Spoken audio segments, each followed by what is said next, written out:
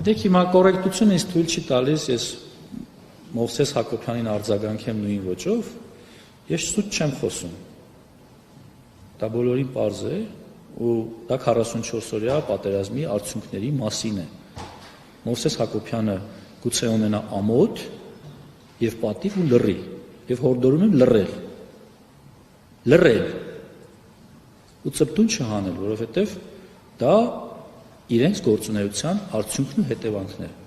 որի պատասխանատվությունը ամբողջությամբ նաև իրենց օժանդակությամբ, նաև ձեր շատերի ջանքերով փորձում է կարվել միայն մեր վրա։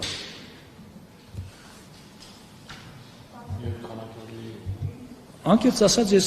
պատարագի մասնակցում եմ այնտեղ, որտեղ ուզում եմ,